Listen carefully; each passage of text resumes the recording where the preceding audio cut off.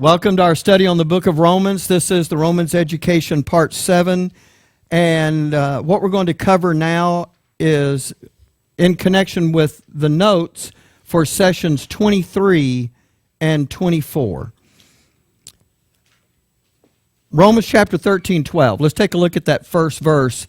The night is far spent, the day is at hand. Let us therefore cast off the works of darkness and let us put on the armor of light. And I'm going to do two things for you tonight. First of all, I'm going to finish up some details of things that should be in our thinking when we read that first phrase, the night is far spent.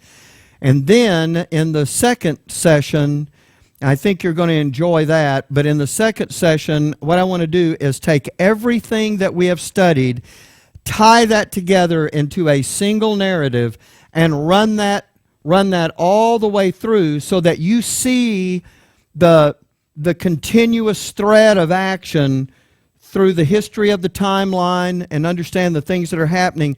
And I think once you see it that way, all of this falls into place, because all of those things that we're going to mention are the things that really do need to be in your thinking. Because if those things are properly there, then you will be faced with this intense desire to cast off Satan's works of darkness. Don't be looking at that as though this is just something, okay, the night is far spent, got it, okay, now what do I do? It's not going to be that way. This thinking is going to result in something that you're going to be motivated to do because of what you're thinking. It's going to stem out of that. And that's the way this education is supposed to work anyway. So, all that thinking that we're talking about, it's what was in your Heavenly Father's mind. It's what's in the mind of the Lord Jesus Christ. It's going to be in our mind as well. And this is the operation where we're going to confront Satan and his policies of evil today. So I know you know all of that. So what I want to do is I want to, for some reason, I pulled the wrong notes. Can you just give me a second here? I pulled the wrong notes out, and I'm looking at the wrong ones. How can that be? You know what? When I got out of the car, I thought I had left my notes, and it turned out that I didn't. Huh? I think that's the second session notes. And so, you know, when I come here, because the time that I spend in Monahans on this, the time I have available here, I rework these notes to make sure that I'm going to get the things in that I'm supposed to get in. And evidently, I walked out with the original notes and not the second ones. And I don't know how that happened. I double-checked this before I left.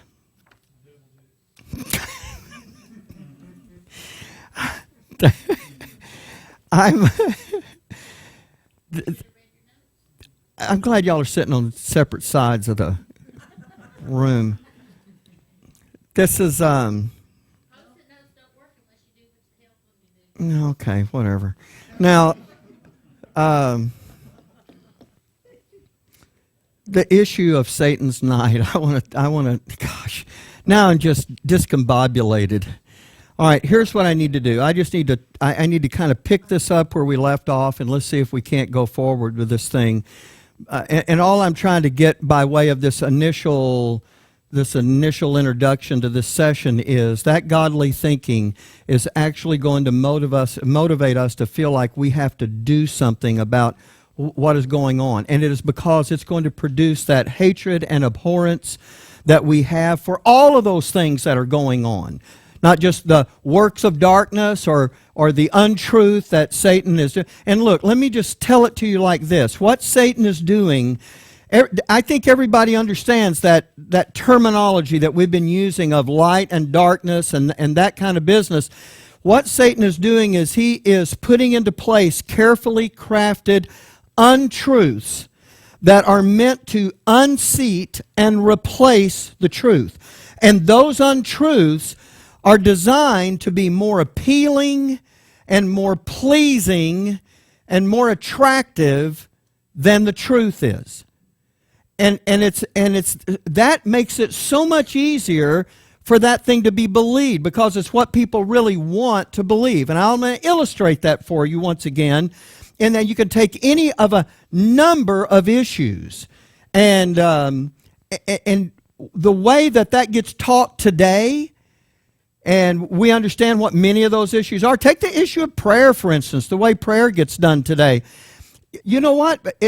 Let me just say it to you like this. And if you took a survey and surveyed 1,000 believers, and you said, which would you rather have? Would you rather have God supernaturally intervene in the physical circumstances of your life and now fill in the blank, heal me from being sick, or, I was in an accident and miraculously heal me from being injured? Would you rather have him do that, or would you rather, through the power of his grace, take that word and effectually work that word in your inner man and conform you to the image of his Son? 99.9 want the miracle, because they don't see the value of the thing God is doing.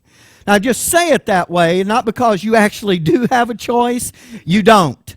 When you fall down and break your arm, you may go to the doctor and get it set. It will still be healing tomorrow. Let's just be clear.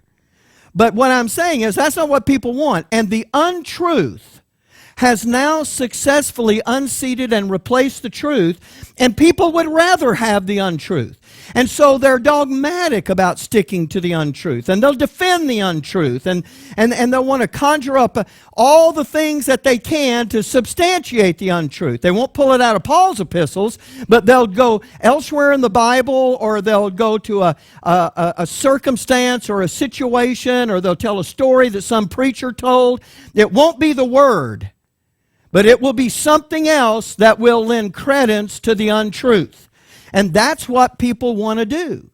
Now, I'm saying this to you because, I was talking with Lupe on the way down here, and he was talking about all the sacred cows that people have. And you know what? Those things are hard to get rid of, aren't they? Boy, you got this little pet doctrine, and you're just not going to let go, and it really doesn't matter what the Bible says. Boy, this thing is going to stay put. Those things are hard to let go of. But I'm going to tell you something, and you already know that if we're going to be the sons and daughters that we're intended to do, we better let this book correct our thinking and not let our old thinking integrate itself into the doctrine in this book. That's the choice that we're here to make. And that means we're going to hear some unpleasant things. And I told you way back in the beginning in Sonship orientation that there was going to come a time when the only thing that supported your Father and what He wants was going to be written in the pages of this book, and every preacher you knew and every friend you knew and every TV program and every radio program was going to offer the exact opposite. That's why He established you, so you would have absolute confidence in His written word and be fully persuaded that what He said could be trusted. Now, if that didn't get done in you, you'll hear something else and you'll be moved by it. And that's an indicator that you got something back in your establishment that didn't get done. And you need to go back and get that done. But I'm telling you, this is what we've run into a number of these times when your Bible is going to teach you one thing, but yet the general teaching out there in the world is the exact opposite. And that untruth is part of the darkness of this world that Satan is using. And you know what the real shame of that is? That he has designed that so that the people who are clinging to the darkness of that untruth believe it is the light. And that's why the Lord warned about that. Take heed lest the light that be in thee be darkness. Yes, He was talking to the believing remnant because there is going to be a specific policy of evil to get that done in them. But I'm going to tell you what, Paul's going to talk about a very similar issue for us. About not grabbing on to the untruth and proclaiming it. I used to wonder, how in the world could someone kill the members of the believing remnant and think they were doing God's service? I used to think, how would you do that? Well, I could just as easily ask the other question, how in the world could you say the truth to somebody and them turn right around and ignore the light of the truth, well, anyway, there is that issue. Okay, so now what I want to do is I want to kind of take you back and say that when Satan began his night, and you understand I'm not saying when like the exact event, but what I'm saying is you understand that when Satan finally got his untruths to outweigh the truth, when there were more people who bought into his replacement untruth than still believed God's truth, when they came off the boat after the flood, and you remember we talked about that period of time being and if you have your timeline there, if you haven't filled that in, you can do that right there, being a day period in the world. That, in other words, there was more light than there was darkness. And when Satan started the creating again of the redevelopment of the world of the ungodly, you understand, well, there's some things I didn't write in up there, and I guess I ought to do that. But that's what it is right here. This is the night of darkness. When Satan began to do that, he didn't just rest on his laurels and go, okay, hey, we outweigh the light and let's let it go at that. He wants to increase the darkness of that night because he needs, listen to this carefully, he needs to redevelop the world of the ungodly for a purpose. Tonight, you're going to find out that purpose, because I've been telling you that this whole time he has been working toward a specific thing that he is trying to accomplish right out here in the remaining portion of his night. Remember, that's why when this thing got interrupted, what did Paul tell us? The night is far spent, but not completely spent. And that's the disposition that is going to continue to be in until the program with Israel resumes. And when it does, Satan is waiting now to get that final thing accomplished. Today you'll learn what that thing is. And so this night of increasing darkness is because he's not just going to say, okay, now that we outweigh the light, what we want to do is we want to replace the remaining truths. Because the more he does that, the greater the darkness. The greater the darkness, the more the world becomes the world of the ungodly.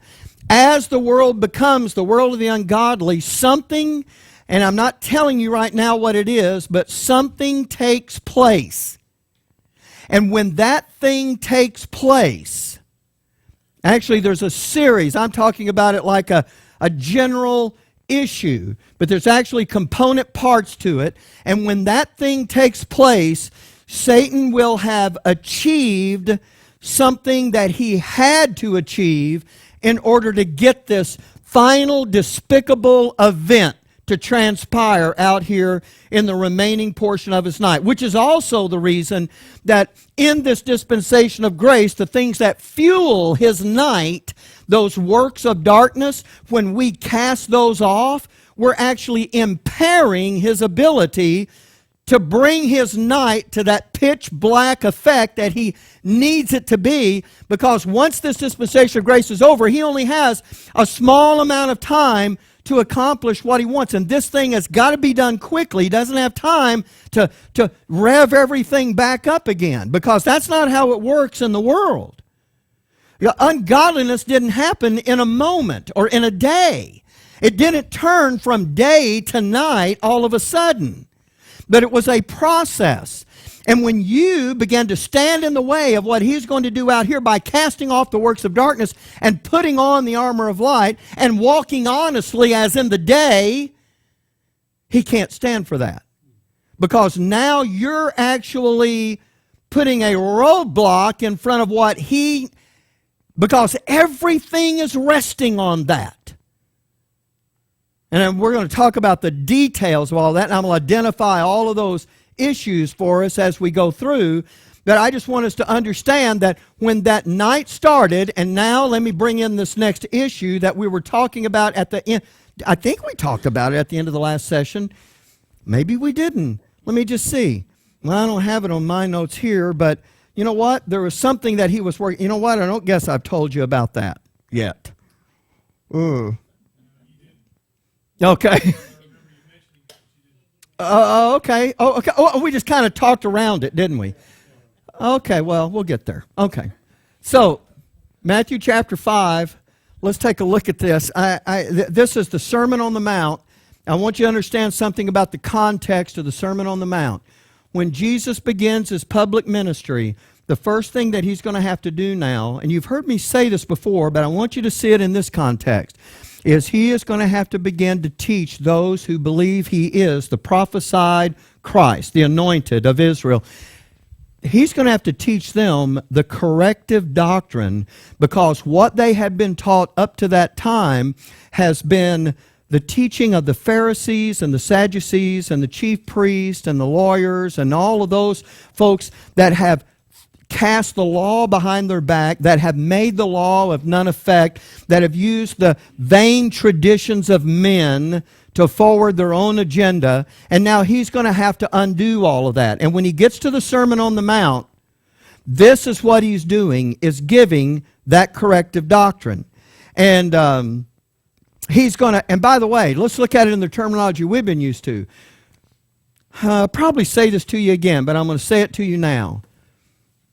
Israel is carried away captive, and in the first, the second, and the third installments of the fifth course of punishment, I'm going to tell you what Satan is doing. He is cementing something into place that makes it so that the darkness, there's two up here, we've talked about them before, I'm just going to go ahead and write them in as I'm thinking about the things I don't have up here. That's the world of the Gentiles, I shouldn't have put that on there, and the nation of Israel. And by the time Jesus shows up, here's the condition of the Gentile world. They do not have the light of God consciousness. In other words, they do not know the truth of the true and living God.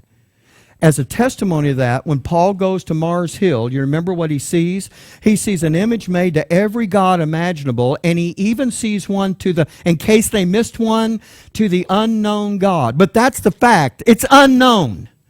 They don't have the light of the true and living God. They have all of this other. And Paul says, hey, I want to talk to you about the God you don't know. The Gentiles are, the world at large, the world of Gentiles are in darkness. They don't know about the true God. They don't know about his character. They don't know about his actions. They don't know about any of that. There is no light there. When you get to the nation of Israel, the light is all but extinguished.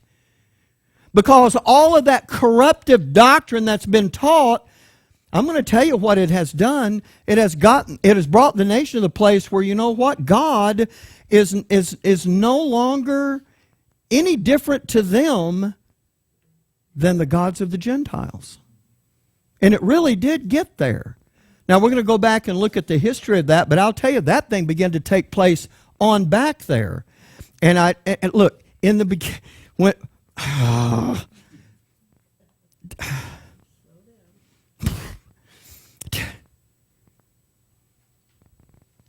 I'm just thinking, I can't remember. Did we talk about the salt and light issue? Oh, that's your answer for everything. You talked about it a little bit at the end. Okay. Okay. Let's just read. We'll get there. We'll get there. So here it is. And seeing the multitudes, he went up to a mountain, and when he was set, his disciples came unto him. And I don't think he's just talking about the 12 here. I think he's talking about all of those that were in that area that believed he was the Son of God.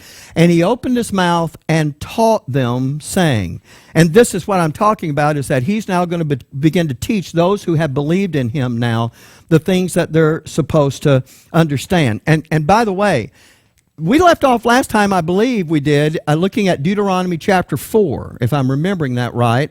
And we were looking at some things that God wanted the nation to be able to do with their statutes and judgments. Did we talk about those?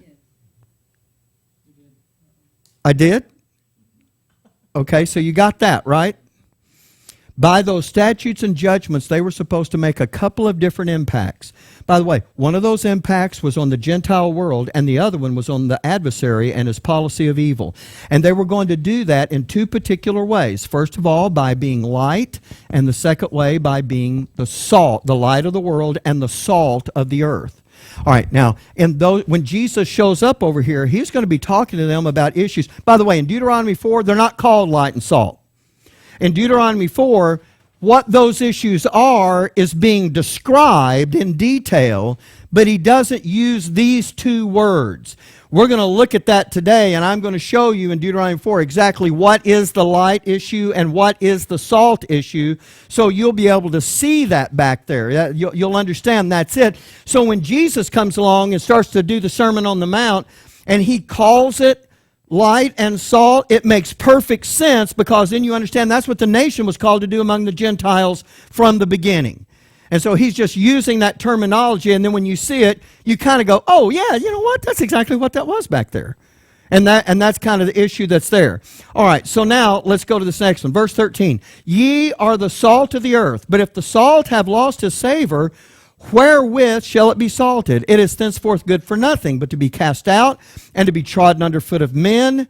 Ye are the light of the world. A city that is set on an hill cannot be hid.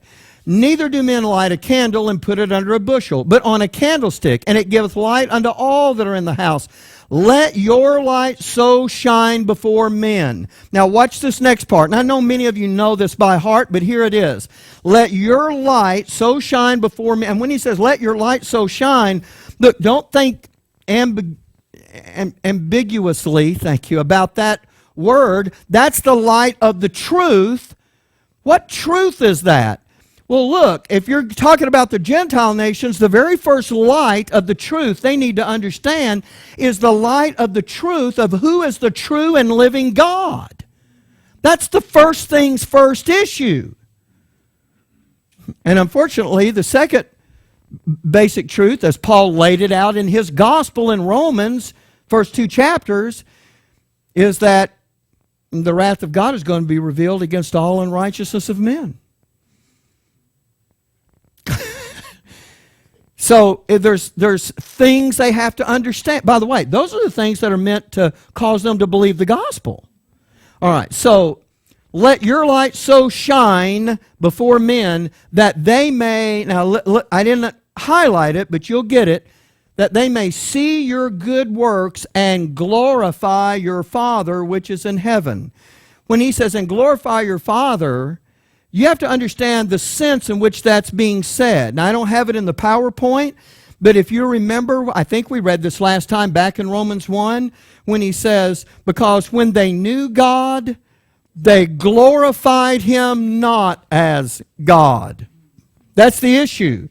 They'll see your good works and glorify you. They glorified him not as God, neither were thankful, but became vain in their imaginations. And what did they do? They made images like unto man and four-footed beast and birds and creeping things. And what does the next verse say? And they worshiped and served the creature more than the Creator. And you understand what that's saying is that if you worship and serve the creature, if men worship and serve the creature more than the Creator, then the balance is shifted.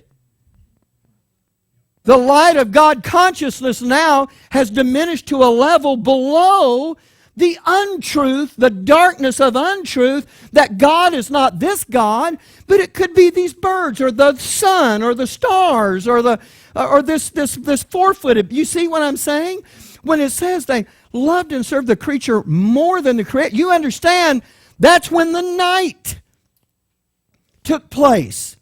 There was more darkness of untruth than light of the truth.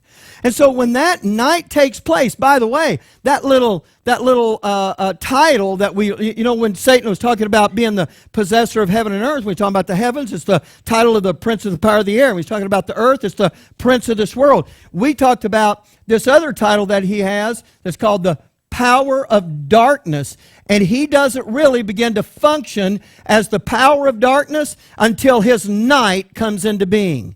And when he gets the world into a condition where the darkness of the night has now exceeded the light of the truth, then you know what? He now has gained sufficient power, authority, whatever. You understand what I'm saying? I can't think of the word I'm searching for. He has gained this is not it either, the right, that's not it. It's like authority. I don't know. Do you understand what I'm saying? Oh, I'll change it up. I'm sorry, Your Honor. I'll rephrase the question. Here we go. When the night came in to being, he has now brought things into a condition where he can function as the power of darkness in its fullness. Now he can really begin to do that. Because when it's day, it's really hard to function out of that. But when that gets changed, and by the way, that's a process. And that process, I think we marked it on there, but between the day and the night, what you have is Genesis chapter 9, that's when they come off the boat at the flood, and that nighttime gets established in Genesis chapter 17. And it's not important for our discussion right now today to go back and observe the exact event that caused that. But what is important is for us to understand that in 8 chapters, we have gone from day to night. It has happened again, and now Satan is working to increase. And now as the power of darkness, he can really get things rolling. And that's what he has designed all of that to do. And so now the Lord comes along in his corrective doctrine, and he says, you're the salt of the earth, but the salt has lost its savor, and you're the light of the world, but that thing's been hid under a bushel. Don't do that. So what does he say to his disciples? Let your light so shine. And I could talk, there's an issue that I think we'll talk about toward the end of this session about why that is so important when they're scattered out among the nations. Because when that program was interrupted, you remember the condition of the Jewish, they were scattered in the world. And even today, there's more Jews living outside the land of Israel than in the land of Israel. And you can say, aren't they supposed to be in the land? Doesn't God want them in the land? No, God wants them scattered. And he wants them scattered for a reason. And if you're a Gentile living in Israel's program, you want the believing remnant scattered out among the nations because of something that's going to happen in the day of visitation. And we are going to talk about that too. And this is something I really didn't get a handle on, but just in the last 4 or 5 months. And so, and I didn't really know it was going to come into play here, but it is. And so we'll discuss that issue too. But the thing I wanted you to see is, they'll behold your good works and glorify your Father. What does that mean? That's the light of God consciousness. They will see him as the true and living God and not all these others. 1 Peter, now here's Peter talking to the remnant again. He says, having your conversation honest among the Gentiles. Does that ring a bell with anybody? Having your conversation honest among the Gentiles. Anything we've read recently, I mean, I know we haven't been reading it ourselves, but when you're looking at the passage in Romans 13:12, you realize what the next verse says. And let us walk honestly as in the day. Having your conversation honest among the Gentiles. There's a parallel issue here, and when we get over there, we'll talk about it. Having your conversation honest among the Gentiles, that whereas they speak against you as evildoers, they may by your good works. Do you see that? Which they shall behold. What are those good works? They are the good works that stem out of the statutes and judgments. Taking you back to Deuteronomy 4, where we left off in the last session, which they shall behold, glorify God in the day of visitation. Now, when you look at this is among the Gentiles. And when you talk about this day of visitation, let me just put it out there so that you can understand it. When Israel's program is resumed, the believing remnant is going to be scattered out among the nations, among the Gentile nations. And they, because they're the ones that were hearing it in the Sermon on the Mount, and although those guys weren't there then, they'll be reading the Sermon on the Mount. And when they read that Sermon on the Mount, they know that they're supposed to go out to those Gentile nations and be salt and light out of the statutes and judgments. And if they operate as salt and light, those Gentiles, which are beholding their good works, and when he's talking about their good works, he's not talking about we started up a soup kitchen. I'm not against soup kitchens. That's just not the kind of good works he's talking about. He's talking about here the good works of them following the statutes and judgments that were actually designed for when Israel practiced them, they would be appealing to the Gentiles. There's something sitting in those statutes and judgments that when the people of God, when the Jewish people practice those things, that the Gentiles would look at that and say to themselves, wow, we don't have a God like that at all. Our God is foolish compared to that.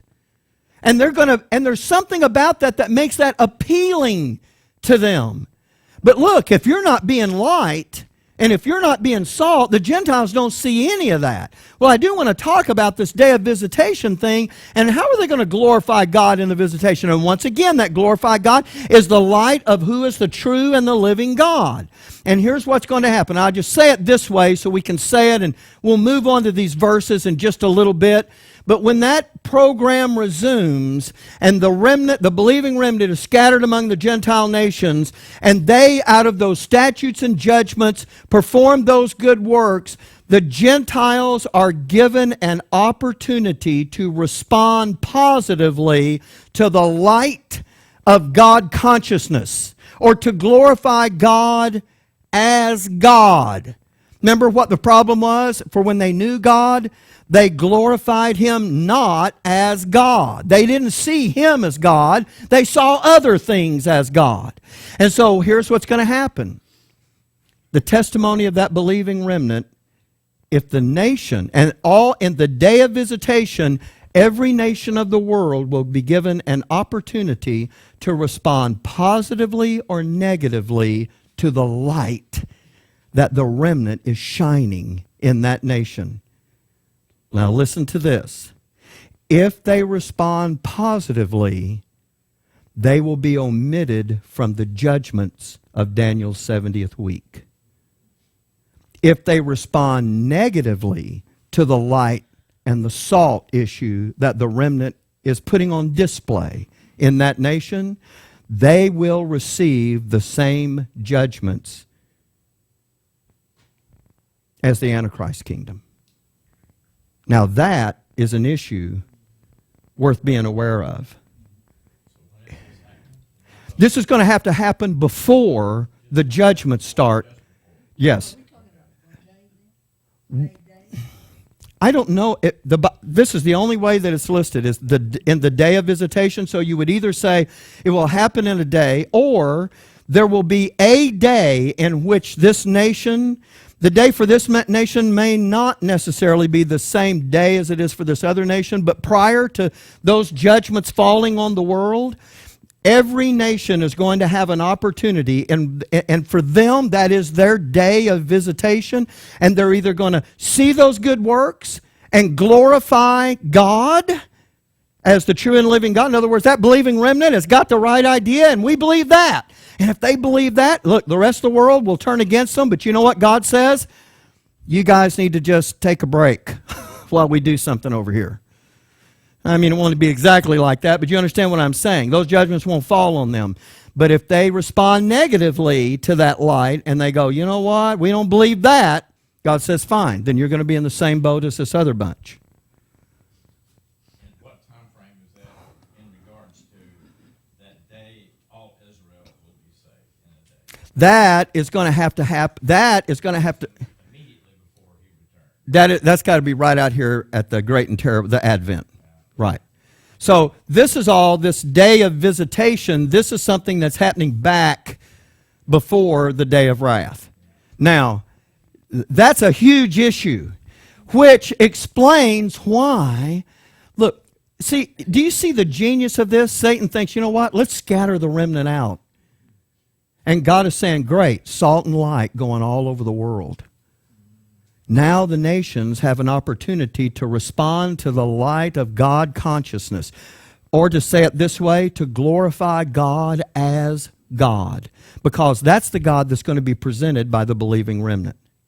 Now, I'm just saying it that way without trying to get bogged down in a side study of that. But you understand that that thing is out here on the calendar, and God is, and when Jesus is talking about, remember in the Sermon on the Mount, He's the one that introduced that thing. It's actually back in Deuteronomy, but He's the one that brings it up when He says, you're the light of the world and you're the salt of the earth. And He said, let your light so shine that men may see your good works and glorify your Father. Remember that? And glorify God. And here's Peter writing to the believing remnant. Now, there's one of the Gospels that are out there. Now you're talking about the epistles who have a direct relation to what's going to be happening out here. And Peter is saying, hey, those good works that you're supposed to be doing, those are the things that are going to impact these Gentiles and either make them turn to the true God. Because what's the condition of a Gentile at that time? They're back on the other side of the wall of partition, remember? No Gentile living today has ever known what a day like that is like. But I'm going to tell you what, when this thing is over, the Gentiles, they're going to have this natural tendency to go right back to where they were. And so the remnant is going to be a real factor for them. Okay, so where are we now? 1 Peter 2, okay, back to Matthew chapter 5. Let your light so shine before men. I guess I'm just showing you what I was just talking about, that they may see your good works and glorify your Father which is in heaven.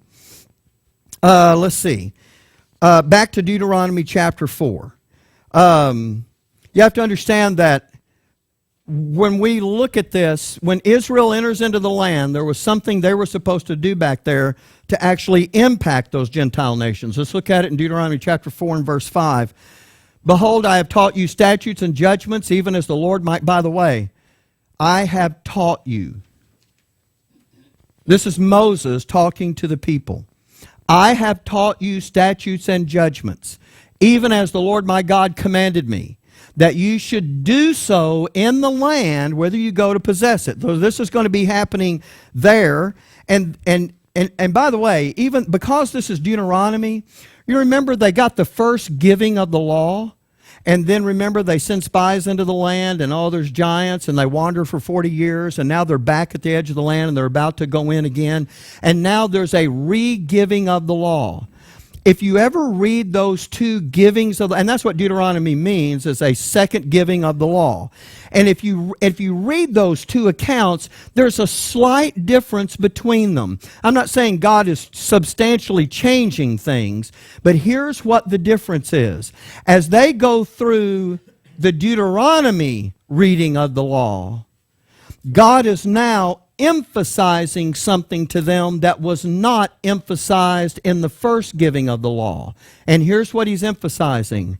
Their role in His plan and purpose once they enter into that land. Those are the significant differences.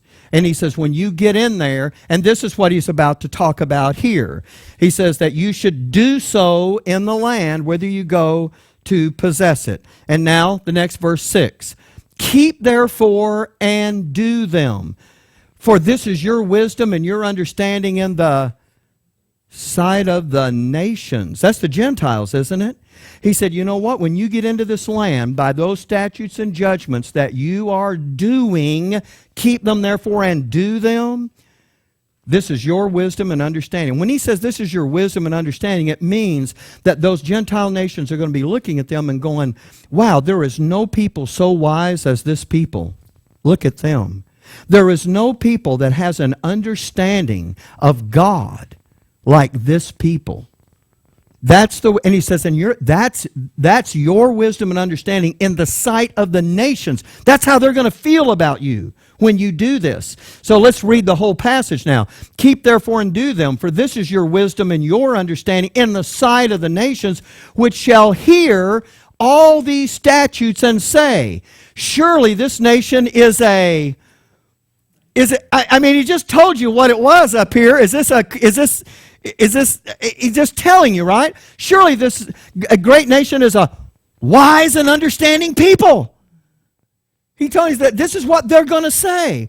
For what nation is there so great who hath God so nigh unto them? And on your timeline right here, here's what I want you to write. Israel, nigh unto God. That's right above that middle wall of partition area. You have two little blocks there. One's above and one's below. And so you have Israel is nigh unto God.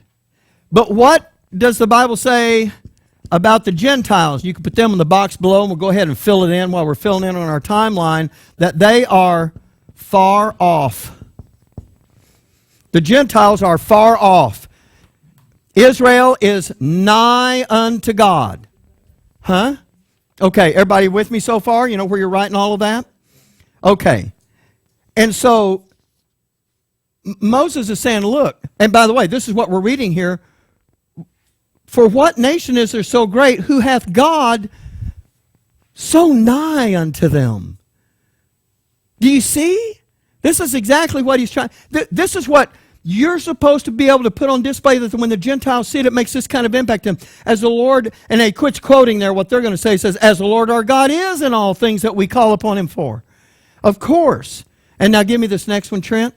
For what nation is there so great, who hath God so nigh unto them, as the Lord our God is in all things that we call upon him for? That is one of those two great purposes. In fact, that is the salt issue. And that's what he's talking about there. Now, the next thing is, I'm sorry, I said the salt issue, and I'm wrong. It's the light issue, I'm sorry, because the salt issue actually is this next part. So let's look at this. And what nation is there so great that hath statutes and judgments so righteous as all this law? That's the salt issue. The light of God consciousness, that's the light issue. They have God so nigh unto them. Now you have the salt issue. They have these laws and these statutes and you know what they say? We need that kind of stuff in our nation. If we're going to have a great society, we need that kind of structure to run the things that run. They're going to look at the nation of Israel and they're going to say, man, everything they've got, that's what we need. And that's what those statutes and judgments were designed to produce in the Gentiles that looked at that. And that's the good works that he was talking about, that men may see your good works and glorify your Father which is in heaven. Now, that's what they were supposed to do, because those things, and by the way, salt, what is it about salt? You put salt on your food, it flavors it. Yeah, okay. And what is that? Why is that good? It does. And and here's the thing. When he talks about that salt issue, you know what? When the Gentiles see that, if the salt has lost its savor, well, let's say it hasn't. Let's just say it hasn't. What it was supposed to be. You know what that does? That makes you want more. If it's lost its savor, what is that fit for? To be thrown out. If their light has gone out and their salt has lost its savor, there is absolutely nothing that they are doing that makes those Gentile nations look at them and say, that's what we want. In fact, the salt issue, we want more of that truth. We want more of what they know. It's creating an appetite for it. But when they didn't, then there was no appetite created by the Gentiles at all. I'm going to talk to you just for a second. I just got a couple minutes left in this session. In Romans chapter 2, verse 23, Paul is going to talk about how Israel is holding the truth in unrighteousness. And I want you to notice what he says here. Thou that makest thy boast of the law, through breaking the law, dishonorest thou God?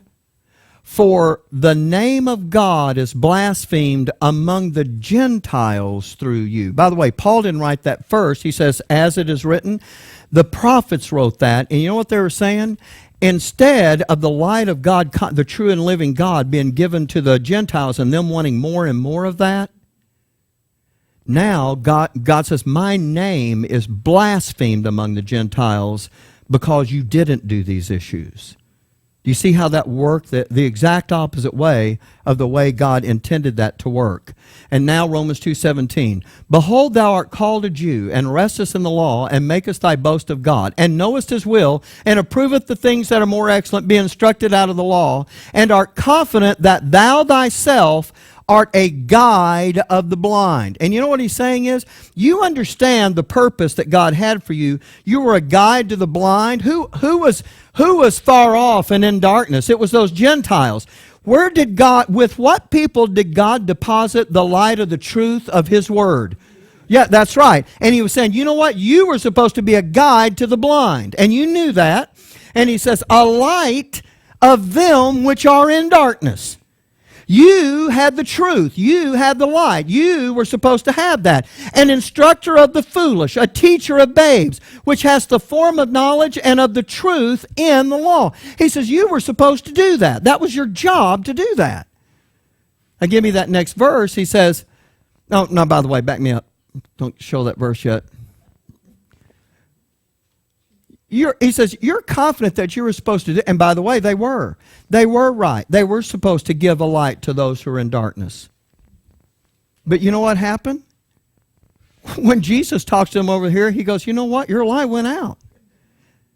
And your salt lost its savor, and what you didn't understand here's what Israel held the truth and unrighteous about. They did not understand that even though the Gentiles were in darkness, they were in just as dark of a darkness. And they didn't know it. They just thought because of who we are, this is what we are. And they didn't realize that their light was really darkness. And that's why Jesus gives that warning, take heed lest the light that be in thee be darkness. All right. Now, before we go to this next verse, I have to set you up for this, because in Isaiah 25, and this is the thing that we were talking about earlier, the Lord is talking about a couple of things that are going to get done out here at the start of the kingdom. Once the Lord comes back and puts down his enemies and he sets up this kingdom, there's two things that are going to happen there at the very outset. Okay, now, Trent, give us that next verse. Isaiah 25:6. And in this mountain shall the Lord of hosts make unto all people, and it's not just the Hebrew people, it's all the people that are in the world. He will make unto all people a feast. Now, the terminology here is not the kind of terminology that we would use today, but let's read it, and I'll tell you what that's about. The Lord of hosts make unto all people a feast of fat things, a feast of wines on the lees, of fat things full of marrow, of wines on the lees well refined. This is all describing a feast of high royalty, something that is beyond the scope of a normal feast, but something only someone with great wealth and great authority would be able to put together. And all of these things are the kinds of terms that are used to describe that kind of feast. You have to understand that once the kingdom is set up, the Lord's going to throw a feast for all people. And when they come, something is going to happen. And that's what's contained in the next verse, 7. And not only in that mountain will he have that feast, and he will destroy in this mountain the face of the covering cast over all people, and the veil that is spread over all nations. And here's what happened.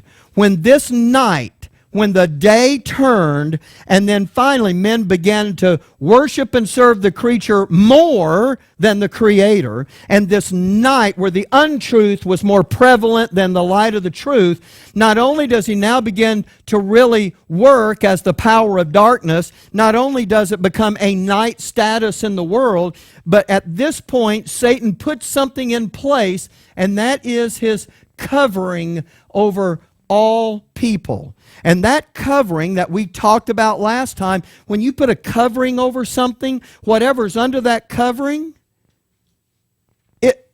what's on the other side is blocked. And what Satan is doing is he is producing a cover, and this is especially meant for the Gentiles. Because if his policy of evil against Israel fails, and they do become the light of the world, he wants to make it so that the Gentiles won't readily see that light. There will be a covering that is there in place that will keep them from just seeing that light. In other words, it won't shine unto them like it was supposed to do. But there's a second issue here. Now, by the way, he's talking about here those things that he will destroy out here. And I'll work that into the story in just a moment.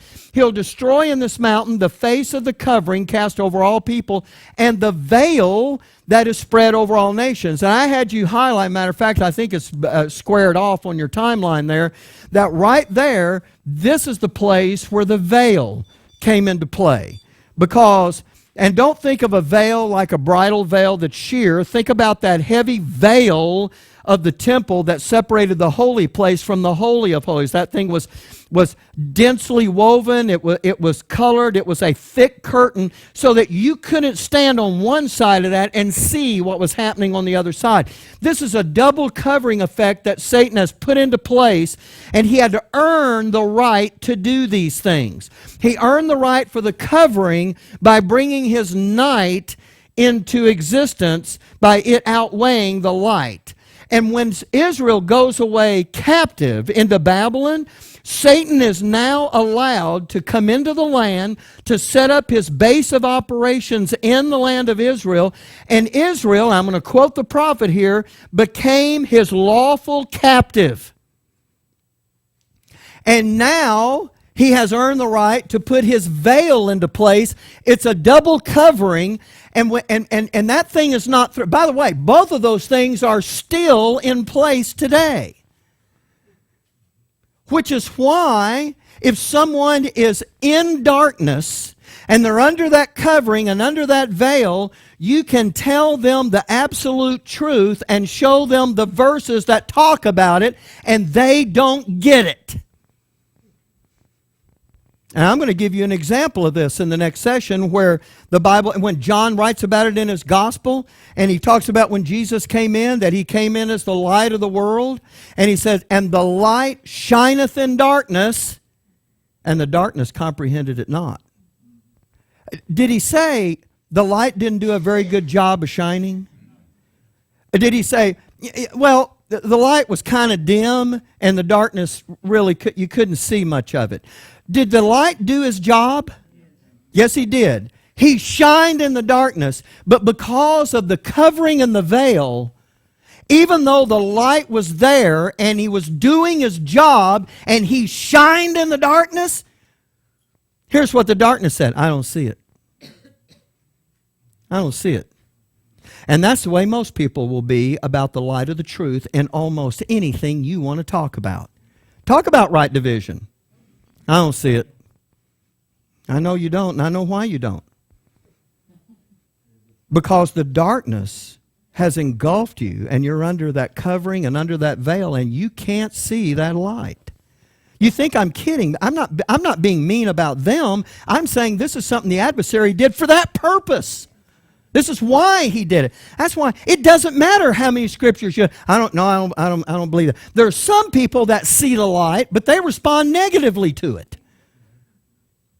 Well, I don't care what you show me. I'm just going to believe this. I just like what my church teaches. I've heard that one.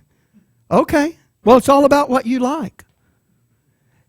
And then there's a few people that see the light and respond positively to that light. Now, there's a couple things that I need to do here, right here at the end of this, and I know the buzzer kind of went off on me there. This Isaiah 25. Let me just see. There's the covering and the veil.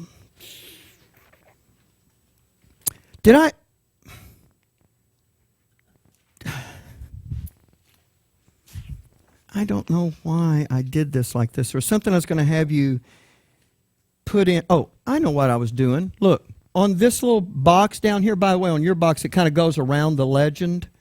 You see that little, it's got white and then a light gray, and then it turns into a dark gray. Okay, all right. Here's how that works.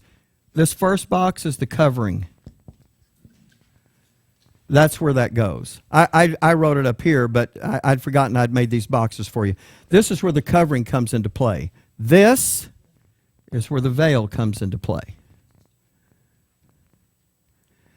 And what he is doing is intensifying his night through the covering and the veil. And look, now I'm going to make this statement. We'll stop for the break. In these 3 installments of the 5th course of punishment, Satan is cementing his veil into place so that when Jesus shows up, he's going to have to function as light because it is dark in the nation. And even though this was specifically designed for Gentiles, when the Lord starts his public ministry, Satan knows he's going to have to do 2 things. He's going to have to deal with him as the light, and then he is going to take the effects of his veil and bring it on to the nation of Israel, because he doesn't want them seeing the light of the truth either. And he has the power to do that. Now, what I'm about to show you in the next session is shocking. It is part of what will get your thinking to the place it's supposed to be when you read that opening phrase of Romans 13:12, the night is at hand. And when you see what Satan has carefully orchestrated, so I guess the last statement I'll make is the things that he has done from the time they got off the boat all the way to here, none of that has just been, let me just do some bad stuff and try to mess God up. This has all been very carefully planned out, and it's all working toward an ultimate goal. Every bit of this was him crossing the T's and dotting the I's and jumping through the hoops, so to speak, to earn the right to do some things. And he got his covering in place. He got his veil in place. And when they get out here to the kingdom, the Lord is going to have this feast for all people. He's going to destroy both the covering and the veil. And when the people go back home, the word of the Lord will go forth from Jerusalem. And guess what? They are going to see the light of the truth for the first time without a covering and a veil. And now the Gentiles have an opportunity in the kingdom to hear those Jewish evangelists about the true and the living God. And God says, I'm going to destroy all that in my kingdom so that they get an honest hearing of the things that are being said, that they'll see that light. That's the whole purpose of what's going on with that. All right, now when we start back in this next session, the first half of this next session is critical, because now I'm going to take everything that we've done and I'm going to lay all of that out into a single narrative so that you'll be able to go home and you'll go, you know what? I get the whole thing. I get it. I'm just that smart. I just get it. That's what you'll say.